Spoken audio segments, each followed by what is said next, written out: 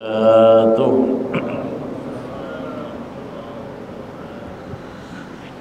Alhamdulillah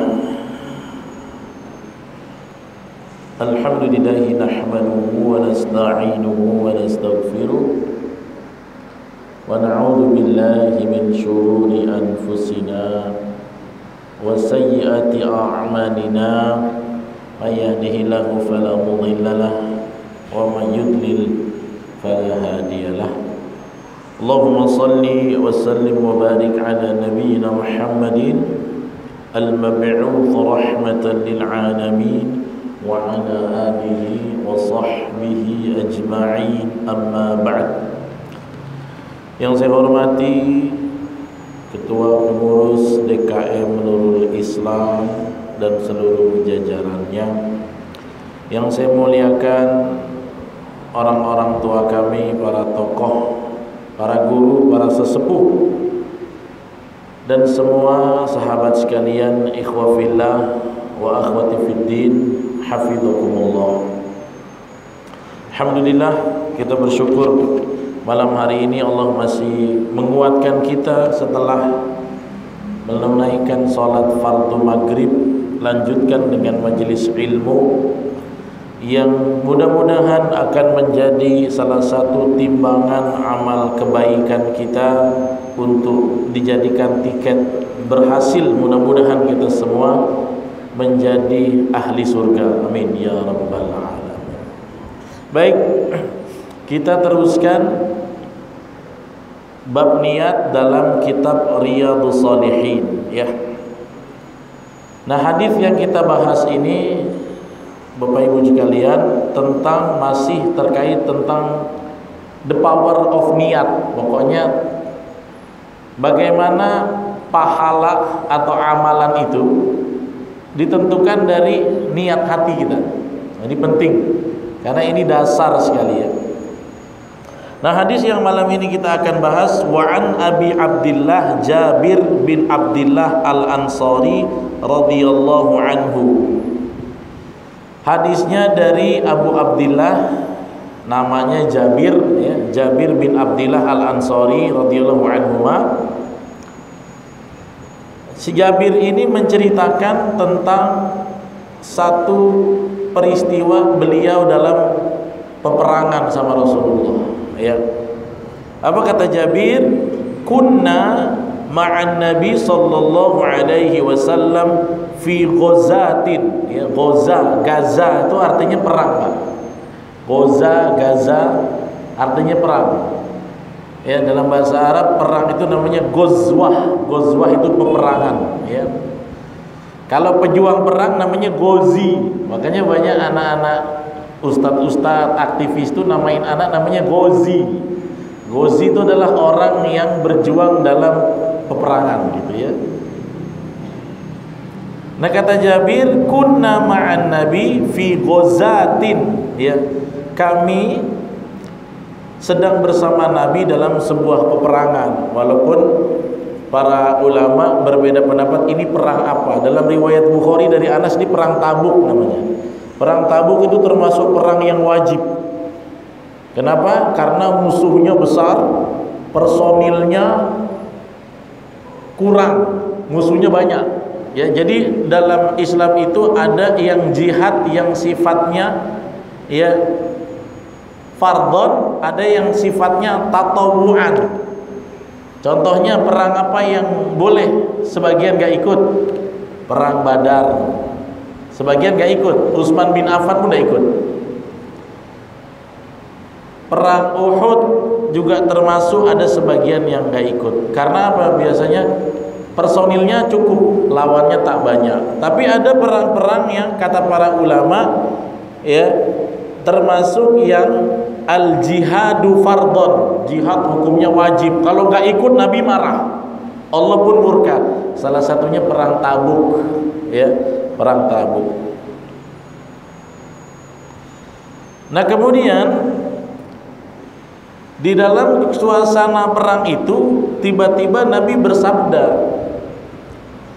Apa kata Nabi? Inna bil madinati larijalan Sesungguhnya di Madinah, ya, jadi kan kalau perang dari Madinah pergi dulu safar untuk niat berjihad. Nabi ceritakan, sesungguhnya di Madinah ada beberapa orang masirtum masiran, tidak ikut bepergian seperti kalian sampai kita sampai sini. Di Madinah ada yang tinggal. Wala qata'tum wadiyan, dia juga enggak ikut menyeberangi wadi, lembah, danau. Jadi para sahabat itu kalau jihad ketemu lembah ya nyebrang, berenang ya berenang, naik gunung ya naik gunung gitu. Nah itu ya. Ada yang tinggal di Madinah tidak ikut bersama kamu dalam perjalanan jihad ini. Wala qata'tum wadiyan, tidak ikut juga dengan kalian melewati, menyeberangi lembah-lembah. Illa kanu ma'akum, tapi mereka bersama kalian. Maksudnya apa? Tapi pahalanya dia sama-sama kalian. Wah, sahabat yang di medan jihad penasaran lah, enak betul tak ikut pahalanya sama. Nah gitu ya, ini masalah niat makanya. Illa kanu ma'akum, ya, dalam riwayat yang lain illa syarikukum fil ajri, mereka gak ikut sama kalian perang tapi dapat pahala sama kayak kalian. Ya tentu kita ada yang ganjel, sama kayak misalnya saya bilang hari ini kita duduk di majelis ilmu tapi ada saudara-saudara kita yang dapat pahala seperti Anda, tapi mereka di rumah, pasti Bapak akan protes. Mana bisa gitu Ustaz, celat. Kami kesini capek-capek ngelawan godaan, bensin habis, waktu habis, bini kena tinggal. Nah kan gitu. Kami dapat pahala, dia tak pergi kok dapat pahala. Nah inilah the power of niat. Makanya dalam hadis ini tentang betapa pentingnya dasar niat dalam satu perbuatan kebaikan. Jadi ini jihad, udah jihad, ninggalin istri, resiko mati. Yang di sana tak ada resiko, ya. Tapi kata Nabi, illa kanu ma'akum, ya, au fi riwayatin illa syarikukum fil ajr, ya, mereka berserikat, maksudnya ikut gabung dapat pahala seperti kalian, ya. Dan Nabi kasih penjelasan. Nah, kenapa mereka bisa sama dengan kalian? Ya, makasih. Maka kata Nabi, ya, habasahum al-mardha, mereka tertahan dengan sakit. Jadi ada mujahid-mujahid yang sebenarnya pengen berangkat ikut dengan perang Tabuk ini, tapi habasahumul mardha, mereka habasa, ya, tertahan dengan satu uzur yaitu sakit. Kalau tak sakit kami pergi. Cuman macam mana sakit? Kalau orang sakit pergi perang bisa tak Pak? Bisa, tapi nyusahin. Iya, mau jihad nih, lawan musuh, Anda lagi lemes, ya, capek, sakit, loyo. Itu berangkat mantap, bukan mantap, nyusahin orang. Nanti orang lah kena papah dia lagi. Sempat kena tinju sekali langsung goyang. Orang sibuk, tadinya sibuk menangani musuh, jadi sibuk ngelayan dia. Nanti di jalan dia capek, apa segala, tolonglah, tolong dikasih minyak angin, nah gitu kan. Ya, jadi akan nyusahin. Karena itu Nabi dan para sahabat, para komandan-komandan perang ini, kalau ada yang udzur seperti tadi sakit, gak usah ikut aja. Kalian pulihkan stamina, ya. Tapi kami mau ikut. Nah, niatnya udah kuat, udah bulat, cuma tak dapat rekom. Jadi mau perang nih ada verifikasinya Pak. Banyak hadis-hadis mengatakan ubayyuka alal jihad. Nabi, kami berbaiat mengikut jihad. Jangan pergi. Kenapa? Mama kau sakit balik. Tuh lihat, Nabi bijaksana Pak. Nabi itu bijaksana. Jadi ada proses verifikasi. Kalau dalam dunia dakwah jamaah tabligh ada namanya tafakut Pak. Tafakut. Betul Pak ya? Tafakut tuh, saya mau 4 bulan di jalan Allah, punya duit gak? Bodoh amat, yang penting pergi. Gak bisa, ada tim verifikator. Kamu mau pergi 4 bulan, istrimu ada ditinggal tak? Tinggal berapa? 10.000. Gak boleh. Nah, makanya jangan nuduh-nuduh Pak, jamaah tabligh ini pergi tinggal istri gak tanggung jawab. Jangan nuduh-nuduh. Mereka punya tim verifikasi. Namanya kalau bahasanya tafakur. Begitu juga kalau Anda pengen jadi pejuang ke Palestina, pengen misalnya lagi Semeru nih, pengen ngantarkan donasi, itu pasti dikasih ongkos, dikasih uang pegangan, tiketnya dipikirkan, di rumah pun dipikirkan. Begitu juga dengan kasus jihad seperti ini. Tidak semua mendapatkan rekom bagi mereka yang udzur syar'i. Misalnya dia mau ikut jihad tapi punya mama, nggak punya adik-beradik, mamanya sekarat gitu. Sering Nabi bilang, ya fafihima jihad. Kamu jihad di rumah aja. Kenapa? Bantu mamamu rawat dia sakit. Islam tuh tidak ya woro-woro tanpa kalkulasi, Pak. Islam itu sangat kalkulatif dalam setiap langkahnya. Jadi enggak semua aspek dipikirkan dalam Islam. Dakwah, jihad, hijrah begitu.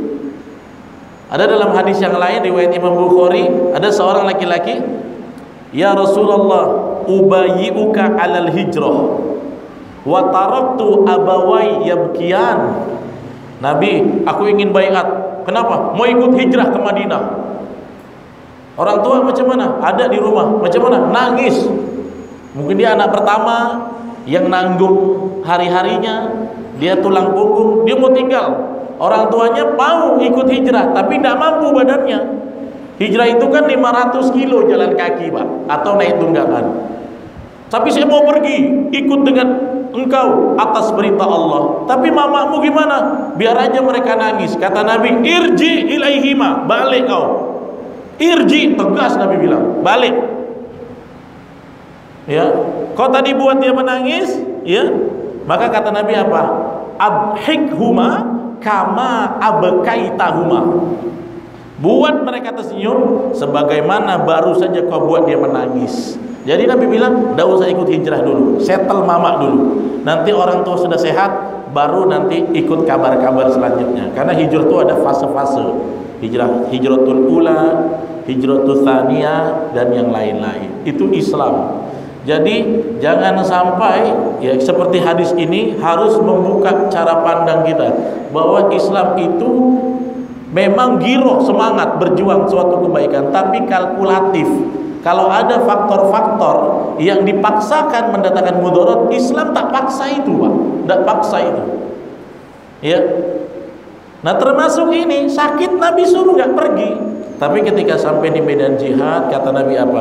Mereka ndak ikut sama kalian. Wala qata'tum wadiyan, nggak ikut dia, memotong bagaimana kalian menyeberangi lembah-lembah itu, ya.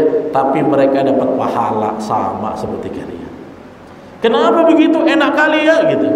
Enak kali mereka. Nabi bilang habasahumul mardu, ya, mereka terhalang dengan sakit. Hadis ini riwayat Imam Muslim, ya.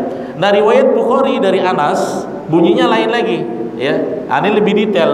Kalau riwayat dari Imam Bukhari dari Anas bin Malik, roja'na, kami baru pulang min ghazwati Tabuk, dari perang Tabuk, ma'an Nabi, ya, bersama Nabi. Setelah pulang tiba-tiba Nabi bilang gini, inna aqwaman khalfana bil Madinah ma salakna syi'ban wala wadiyan illa wa hum ma'ana, ya. Kata Nabi gini, kita baru pulang perang Tabuk kawan-kawan, ya.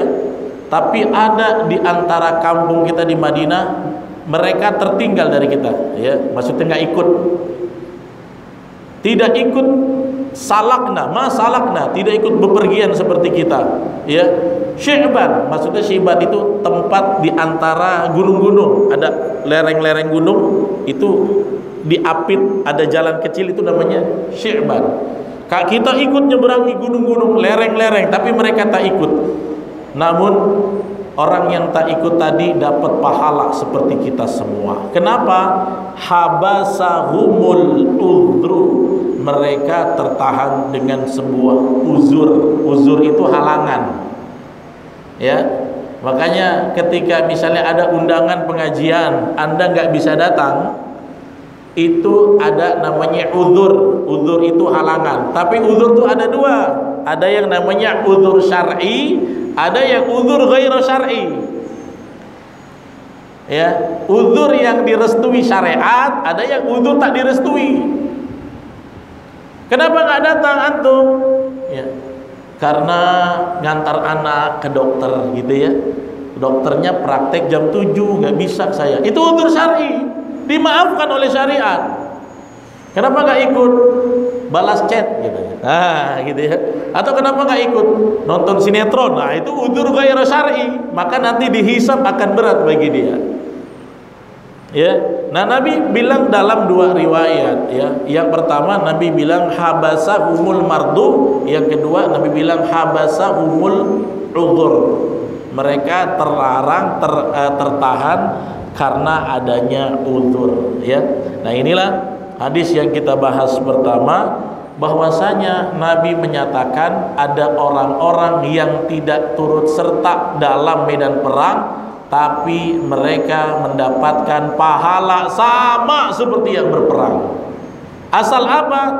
Halangannya diakui, dipandang syariat memang uzur syar'i, bukan uzur hawai. Nah, itu hawa nafsu gitu ya. Memang syariat kan membolehkan ya, seperti tadi saya bilang ya, Anda ingin berdakwah, punya anak 5, 3 sakit, demam tinggi gitu ya, Anda pergi dakwah kemana?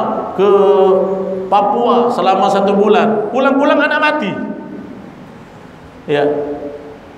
Matinya kan takdir Allah, iya, tapi ketika dia sakit harusnya kamu jaga dulu, itu lebih fardhon ya, lebih wajib buat kamu.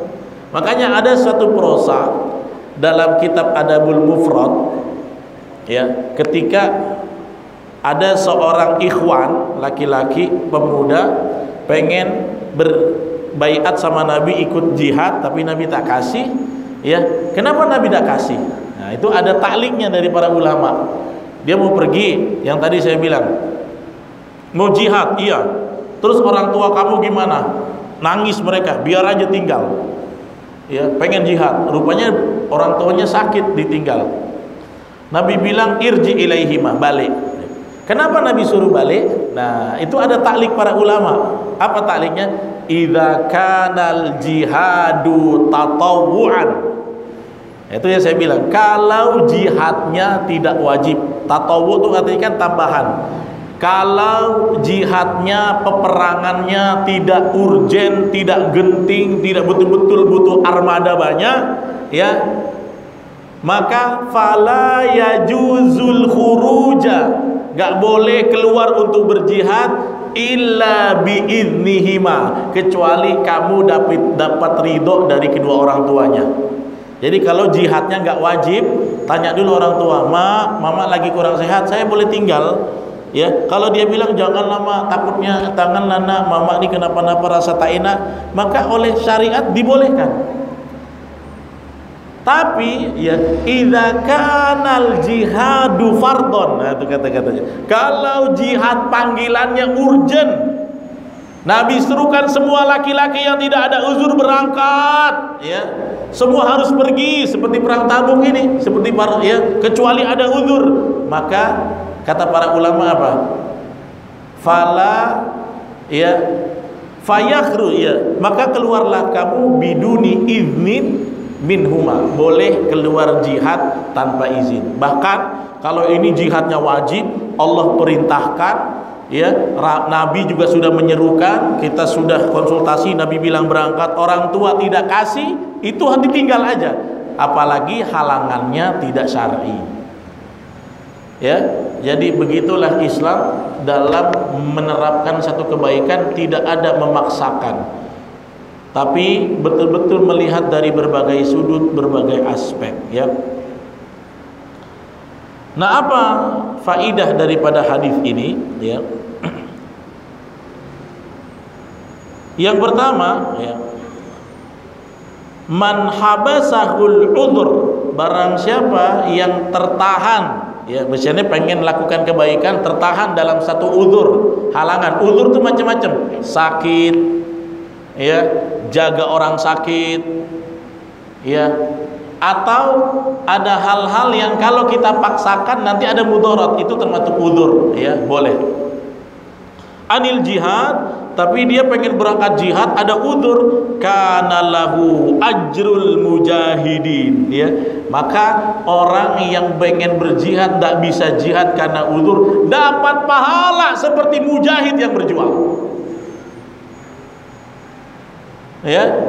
Sebagaimana Khalid bin Walid ketika beliau sakit meninggal di atas kasurnya, ya, sebelum itu ada peperangan. Tapi karena sakit tidak bisa pergi. Sampai akhirnya Khalid ibn Walid yang di badannya udah penuh dengan bacokan pedang, Pak, ditakdirkan Allah meninggalnya di atas kasur sakit. Coba ada orang yang badannya udah penuh bacokan pedang, mana ada cita-cita mati di atas tempat tidur? Itu udah rindu syahid betul ya. Tapi Allah takdirkan. Komentar Nabi apa? Dia dapat pahala jihad, dapat pahala syuhada. Karena apa? Dia sudah niat dan dia sudah action. Tapi ya, fayasbiqu alaihil kitab, ketetapan Allah lebih mendahului dia. Ya, Khalid bin Walid meninggal di atas kasurnya dalam keadaan sakit. Mana mau komandan perang matinya di atas kasur? Kalau bisa aku matinya di atas pedang musuh. Cita-cita Khalid. Ya, dia nggak dapat karena apa? Uzur. Tapi mendapatkan pahala syahid. Ya. Ada itu faidah dari hadis ini. Yang pertama itu, barang siapa yang ingin berjuang, ya, kalau kita kias analogi, bukan cuma jihad, maksudnya berjuang kepada satu kebaikan lah, tapi terhalang satu halangan, bukan karena tidak mau dia, tapi ada halangan yang bikin dia tak bisa pergi, dia tak bisa buat itu, bukan dari dirinya, tapi ketetapan Allah, dia tak bisa pergi, ya, tak diizinkan untuk pergi, tidak bisa pergi, nggak memungkinkan, maka kana lahu ajrul mujahidin, dia dapat pahala seperti orang yang berjuang sungguh-sungguh. Syaratnya apa? Idza sihhah, ya, kalau umpamanya sihhah niyatahu, niatnya benar-benar bersih, pengen pergi dan betul-betul terhalang, ya. Wa qasduhu fir raghbati fil jihad, dan pada aslinya dia memang betul-betul semangat pengen pergi namun nggak bisa, ya. Nah, ini pentingnya bagaimana kita memancakan niat. Contoh ada nggak dalam ibadah yang lain? Ada haji misalnya. Ada di antara bapak ibu pengen haji, udah rindu kali, ya. Kemudian udah nabung, tapi gara-gara COVID nggak bisa berangkat. Duitnya sudah didaftarkan, manasiknya udah ikut, udah rindu hatinya, nunggu daftar antri, meninggal tiba-tiba, takdir Allah. Maka semua ulama konsensus, orang ini dapat ajrul haji tamah, pahala haji sempurna dapat. Kenapa? Karena ada dua unsur. Pertama udah niat, yang kedua udah action. Itu syaratnya. Actionnya apa? Udah daftar kok, udah bayar, walaupun belum lunas belum lunas, tapi dia sudah buat. Tiba-tiba uzurnya apa? Putus ajalnya sampai situ, nggak jadi berangkat. Tapi apa? Para ulama, semua ulama mengatakan kalau studi kasusnya seperti ini sudah mendapat pahala haji sempurna. Yang penting ada dua unsur itu. Makanya ini harus jadi spirit kita, Pak, melakukan kebaikan, ya. Saya kalau punya uang pengen bangun masjid pakai uang saya sendiri. Tiba-tiba udah kepengen, nggak kaya-kaya gitu kan. Mati gitu. Ditulis Allah. Misalnya udah bikin celengan gitu kan, sampai mati celengannya baru terkumpul 300.000 gitu. Tapi dia sudah action, sudah niat dan sudah action, ya, maka dicatat di sisi Allah sebagai kebaikan. Ya, bahkan dia bisa mendapat pahala itu. Karena itu ada hadis yang lain nanti kita akan bahas. Kaidahnya dalam Islam begini, Pak. Anda niat saja sudah dicatat. Apalagi Anda eksekusi niatnya atau realisasi. Ya. Jadi kaidahnya gini, man hamma bihasanatin, barang siapa, ya, berkeinginan pada satu kebaikan, falam ya'malha, tapi dia belum lakukan itu, belum realisasikan, ya, fa'alaihi hasanatan wahidah, maka dia dapat pahala satu. Niat misalnya saya niat pulang dari sini, ya, pengen masukin tromol masjid 5.000, dia belum buat, maka yuktab indallah hasanatan wahidah, ditulis di sisi Allah sama malaikat satu pahala. Padahal dia baru manhamma, hamma itu artinya berhasrat, falam ya'malha, dia belum melakukan, tapi sudah ditulis yuktab indallah hasanatan wahidatan, tulis. Fa idza amilaha, kalau dia niatnya tadi yang dapat satu pahala, dia realisasikan, dapat 10 kali lipat pahala, bahkan 70, bahkan 70.000, ila ad'afin katsiratin, sampai kelipatan banyak yang tak terduga. Itu kebaikan. Niat dulu yang penting, Pak. Niat kan gak sakit kalau gagal, gak dosa juga, Pak. Niat. Saya cita-citanya jadi hafiz Quran, niat. Udah niat, udah ngapal, gak dapat-dapat, mati, Pak. Pahalanya dapat. Ini niat. Ini niat aja gak ada modal. Niat aja gak ada, gimana mau dapat pahala? Niat dulu. Tapi luar biasanya Islam, Pak. Kalau Anda niat buruk tak ditulis tuh. Man hamma bisayyi'atin, misalnya gitu. Barang siapa niat pengen lakukan keburukan, misalnya tadi masuk masjid pakai swallow udah buruk, ya kan? Di sebelah ada karfil masih cantik gitu kan. Ini kalau di barter kayaknya ikhlas kawan nih kan. Cantik juga nih. Kan kata Pak Ustadz, ambil yang baik, tinggalkan yang buruk. Katanya gitu. Wah, kaidah Ustadz dipakai pula. Di masjid gak pakai, Pak, ya. Jangan dipakai. Ada maling ketangkap begitu. Kata Pak Ustadz, ambil yang baik, tinggalkan yang buruk, katanya. Sendal yang baik dibawa pulang, sendal yang buruk dia punya ditinggal. Ini namanya maling pakai dalil namanya. Dan niat nih, ih, cantik juga kalau swallow aku balik-balik pakai karfil nih. Niat. Tidak ditulis, tidak ditulis. Allah tuh Maha Rahman, nggak ditulis, Pak. Anda niat baik ditulis satu, Anda niat buruk kosong. Ya, tapi kalau dia niat buruk, fa'amilaha, tapi dia realisasikan, ya, fa'alaihi sayyi'atan wahidah. Dia cuma diancam dengan satu dosa sesuai perbuatannya. Sayangkan Allah sama kita. Karena itu ini pentingnya memancangkan niat dalam kebaikan. Ya, hadis tentang tobat begitu juga. Seorang laki-laki qatala tis'ata wa tis'ina nafsan. Dia bunuh 99 orang.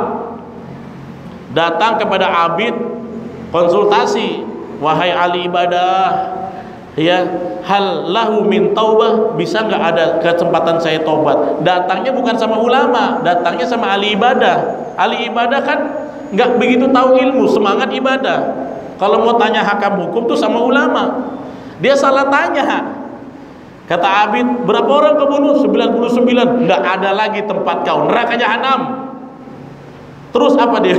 Dicabut lagi pedang, engkau yang ke-100. Dah, mati ini orang. Mati. Salah konsultasi, ya.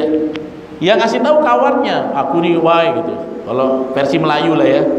Aku udah banyak dosa lah, udah bunuh 99 orang, gimana? Enggak, aku pergi ke dia. Dia orang soleh tuh, orang soleh. Tapi kalau dalam keadaan genting hakam hukum, tanya orang alim, ya cukup soleh. Dia tanya sama orang soleh, saya udah bunuh 99 orang, masih ada kesempatan taubat. Mana ada taubat, kau neraka kau. Dibunuh dia, bunuh dia. Akhirnya terakhir dia datang pergi lagi, ya, fadzahaba ila alim, dia datang kepada orang alim, ya, cerita, tadi ceritanya saya sudah bunuh 99, ini ceritanya berapa? Sudah bunuh 100. Apakah mau daftar jadi yang 101? Jadi dia tanya begitu. Orang alim ini bilang, ma yamna'u bainahu wa baina taubah.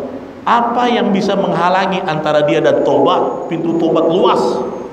Siapa yang bisa menghalangi itu? Orang alim ini pandai. Kalau salah ngomong aja hilang kepala tuh. Ya, namanya orang alim kan. Maka akhirnya apa? Kata orang alim ini, ya, intaliq, pergilah kamu ila ardin kadza wa kadza. Dalam hadis itu nggak disebut kemana suruh pergi. Ya, kamu habis dari tempat saya, pergi ke kampung itu. Jangan balik ke kampung kamu. Fa innaha ardusuin, karena tempat kamu jelek, komunitasnya jelek, banyak penyamun, banyak maksiat. Kamu habis dari tempat saya, langsung tobat, pergi ke sana.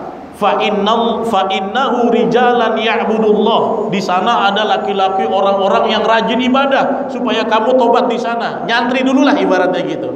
Akhirnya dia pergi, Pak. Sudah niat belum? Sudah niat. Sudah pergi belum? Jalan. Di tengah-tengah jalan mati. Belum sampai. Ini dalam hadis Muslim ini kan. Belum tengah-tengah jalan mati, belum sampai. Malaikat datang dua, malaikat rahmat, malaikat azab, debat. Ana akhidun bihi, saya yang harus ambil, kata malaikat azab. Kenapa? Walam ya'mal syai'an qattun. Dia belum bikin amal soleh kok, baru tobat dia, baru mau beramal, belum nyampe udah mati. Kata malaikat rahmat, dia bilang apa? La, ana akhidun bihi, saya yang harus ambil. Kenapa? Faqad taba taubatan nasuha. Dia sudah tobat dengan sungguh-sungguh. Dia sudah pergi ke sana, walaupun belum sampai, tapi dia sudah niat dan dia sudah lakukan. Akhirnya berdebat, nggak bisa saya ngambil, malaikat rahmat dan malaikat azab.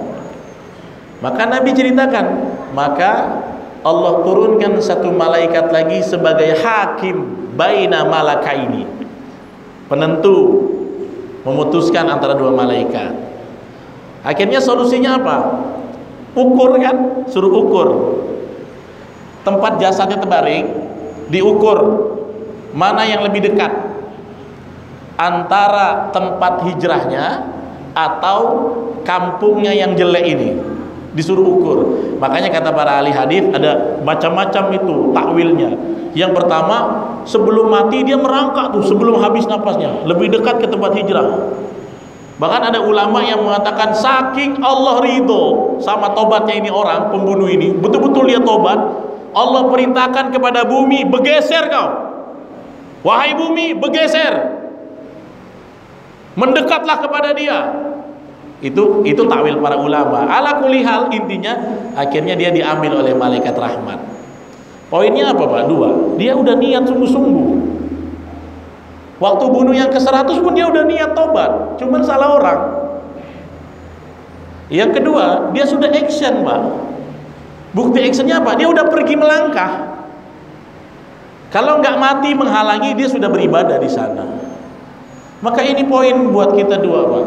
Dalam memperjuangkan kebaikan, niat saja dulu, pancangkan dia. Yang kedua, mulai, walaupun belum tercapai sepenuhnya. Seperti saya bilang tadi, saya pengen jadi penghafal Quran. Niat dan lakukan, dimulai dari juz amma. Mulai dari juz amma. Ini niat gak mulai-mulai, itu namanya mimpi. Mimpi di siang